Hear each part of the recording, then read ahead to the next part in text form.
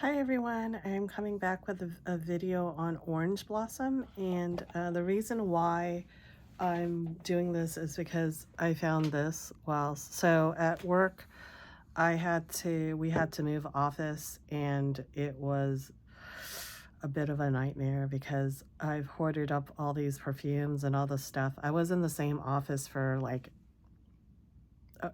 12 years or 13 years, and now we have to move to a smaller office. So I had to, after work, go down with all these bags and boxes and, uh, you know, take out all my perfumes that I had in all the drawers and stuff like that. And one of them was this. So I just happened to spray this on recently. And when I first bought this is Penhaligons Orange Blossom Eau de Toilette. And this was, it's amber floral, but it was launched in 2010 by, and the nose behind this is the great Bertrand Duchefort. So he's one of my top, my favorite, perfumers, noses. And at first, when I first got it, I kind of dismissed it because at that time I really liked like complex, incensey, smoky type perfumes and or some more edgy perfumes, and I thought this was like a little innocent one note wonder. But recently my taste has, swung around to appreciating the more floral, simpler type perfumes, and I just found that this was like amazing. Yeah, I didn't realize how well composed this Penhaligon's Orange Blossom was. And so basically, it has neroli bergamot, and but it has a fresh greenness of violet leaf. It also has lemons, pink pepper, and for the last of the top note is cardamom. And I think cardamom, Penhaligon's old formulas have a lot of cardamom in them, and a cardamom is a spice, but it's not spicy in that it's hot. It's a cool spice. It's a cool, slightly sweet, slightly camphoric spice, and it gives like a slightly cooling, round, fresh, slightly sweet, slightly powdery edge to all the citric notes on top.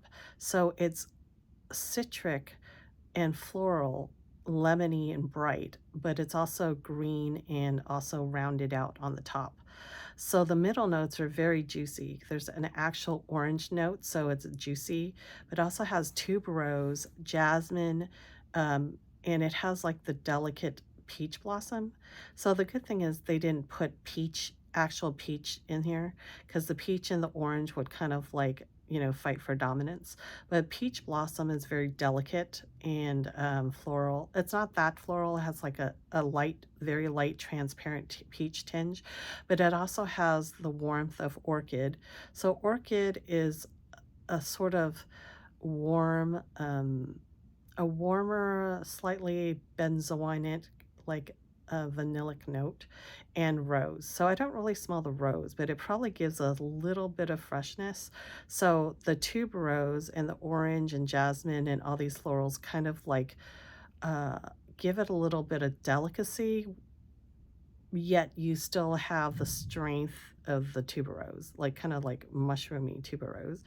And then the base notes are musk, sandalwood, and cedar and vanilla. So basically, I think this is super well composed. It's not too sharp. It's fresh and juicy, and also floral, but not too floral. And it has a medium body. The body is well rounded. Sandalwood gives it some roundness.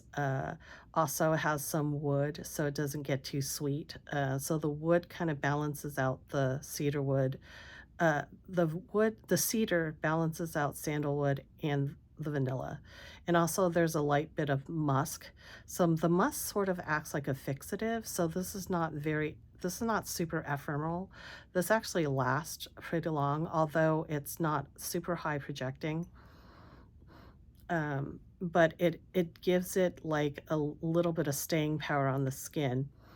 And this is like really good for like hot days, I believe. I felt like this is like a really good orange flower, very well rounded and very well composed. So if you haven't get a chance to try the Penhaligons orange flower, I think you might like it. Or, I mean, first of all, if you like orange flower, first of all, you might like it. But of course, always try it first. Don't just take my word for it. But I was pleasantly surprised. So in the hassle, with the hassle of moving, there was something good that came out of it. So I became reacquainted with some old purchases. And the reason why I bought all these Penhaligons is that, as I told you, like 8, 9 years ago, they were having Penhaligons being sold for, and these are tester bottles, so they didn't come with a box, and they were just wrapped up in saran, the bubble wrap, and came in, just like that. I got Iris Prima, I got that, I got Zizzonia. They were like $36 to like 45 bucks, $50 or something like that per bottle. So I got all these super underappreciated perfumes for like a steal. And I just kept a lot of these at work because these are kind of like work appropriate scents. And I always have to have perfume wherever I go. So, oops, sorry. So another one, if that one is really full bodied and like rich and really juicy kind of orange blossom. Here's another orange blossom that is on the like sheerer, bittersweet, slightly metallic, slightly drier. It's not juicy like that other one, and but yet it's still quite nice. This one is discontinued, I believe, and it's like this is uh, Armani Code Luna. I don't know why, but Penhaligons also has a Luna that is like a neroli slash orange perfume as well, but that has like candied orange peel in it. It's also Luna. So I don't know, do Italians have, or is there some sort of association between Luna, which I believe is the moon, and like oranges? Let me know. Let me know if you think, if you know anything about that. So this is the Luna Eau de Toilette Sensuelle. This is like a limited edition side flanker. And I bought this because I'm a big fan of the Armani Code line. I have the original Armani Code, which is like a really well composed, substantial orange flower slash amber. And then I have the satin, and I also have the, what do you call it? I'm tempted to say velvet, but it's not velvet, it's something else. But anyways, the other flanker of that. I love them all, and then this one is more, but they're like on the heavier side. I would not necessarily feel like wearing a lot of those in the heat of summer. But this one is very different. So this one they're all orange, like orange flower type perfumes, I believe. But this one takes the orange flower in a different direction, and this one is more unisex, I believe. So this has, unlike the orange flower of the Penhaligons, this is more bitter. So this is like sheer, bitter, dry, and kind of like, I don't know, it's like kind of on the more astringent side. And I feel like this can also suit men as well as women. Whereas the other one may be a little bit more like traditional. This is more like modern. And it does have a bitter metallic like tang to it. It's not as full and rich as the other one, but there is something intriguing about this. So this also has orange blossom, but has bitter orange. So the top notes are bitter orange, bergamot, petitgrain, and pear. So it is quite fruity, but don't let the pear fool you. It doesn't go into that syrupy, sweet pear like until later.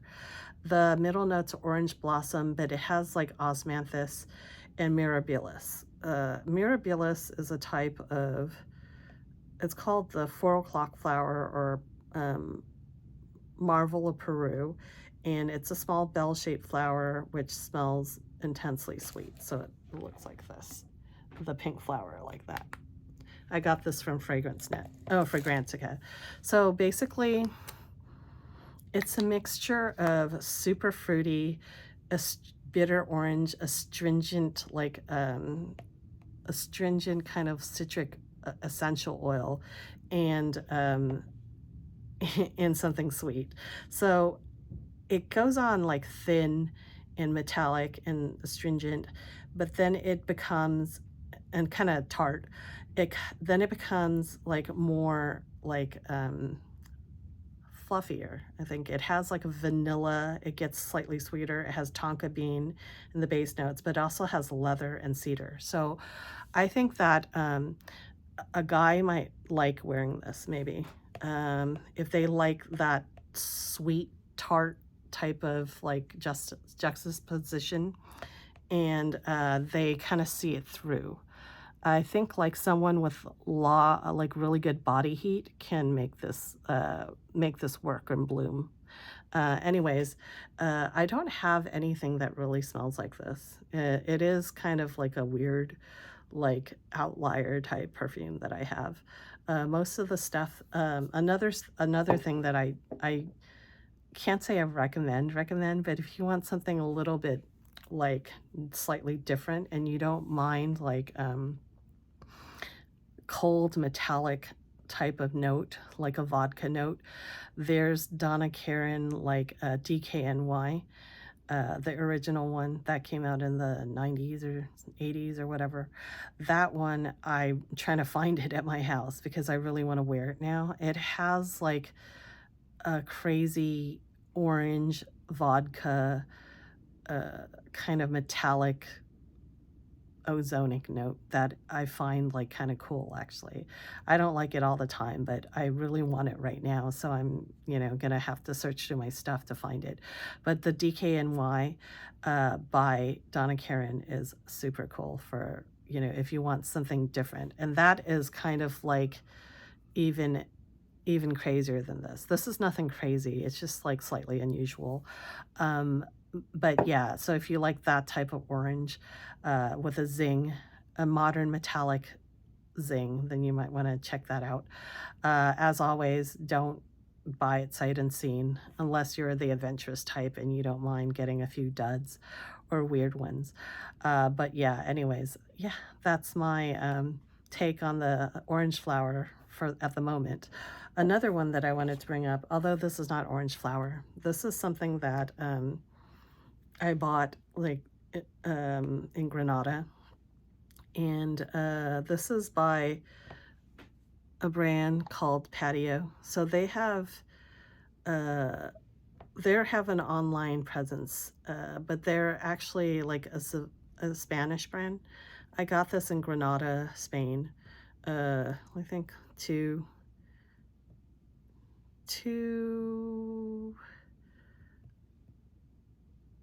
years ago. Yeah, 2 years ago. And this is called Mandarina Imperial. And this is like, it has tangerine, basil, lemon, petitgrain. So petitgrain is the essential oil from the skin of a citrus fruit, either citrus or lemon. And this is like an unusual type of perfume that's, they said it was like their best selling for women. So this is eau de parfum, but it's not strong at all. It's got a light body, although I really think it's like, yeah, it's really alluring. I don't know how they were able to blend tangerine, basil, lemon, and petitgrain and still have the softness to it. I think one of the reasons why is they don't have a lot of fixatives on the base notes, so it does kind of dissipates faster than you think. It doesn't when you think of Mandarin Imperial, Imperial, like, kind of feels like it should have a lot of weight to it, but it doesn't. And, so the top notes are citric, aromatic citric, but the middle notes are frangipani and tuberose. But it's not super apparent. It's a well blended, and then the base note is just white sandalwood. So I think what white sandalwood is maybe like a lighter form of sandalwood. It probably has all the kind of like brownish bits like taken out. Like maybe it's like a refined sandalwood. So it's maybe a sandalwood that is like slightly powdery, not too creamy, but it does have a little bit of something. But because it doesn't have like cedar, it doesn't have like these other things like vetiver or something like that, it kind of dissipates at the end. It's like super soft. It becomes like a skin scent, but I really like it. I'm gonna put it on. Ugh. So it does have like a slightly alcoholic like beginning, more alcoholic than other perfumes, but it has like that slightly sharp tangerine um, and basil and lemon, but it quickly softens up into like a oh wow, this is so good. It really does smell like real tangerine, like skin. Yummy, yummy, yummy. So anyways, but then it gets kind of creamy very fast, and then it becomes like kind of like an alluring, like feminine, like perfume. So I imagine that this is like the Spanish take on what an oriental perfume smells like without the oriental like harsh bits like the amber and stuff. So there's no amber in this. And remember, Granada in Spain is super, super hot. And if they were to wear these like super strong perfumes, it would probably kill someone. So yeah, so this is like another like interesting take on the yellow floral frangipani tuberose, but yet very fresh with the tangerine, lemon, petitgrain, basil. And just by having white sandalwood as the base note, you don't, it doesn't get fixed in place. So there's not a lot of like, I hate to say there's no substance, but there's no like sharp bits, edges to hang on to. You know what I mean? It's like very pleasant and very nice.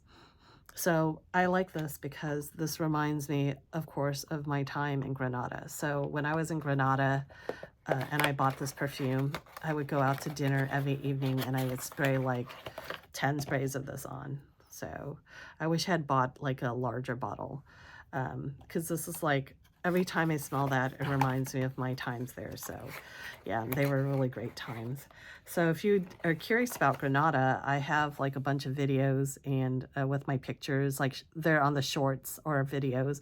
I have a lot of pictures like taken of it, and check it out. So Granada, the Alhambra is is the most visited site in Spain, and yeah, so good for good reason. So if you're planning on, you're curious about Spain, you want to take a trip there, I highly recommend it.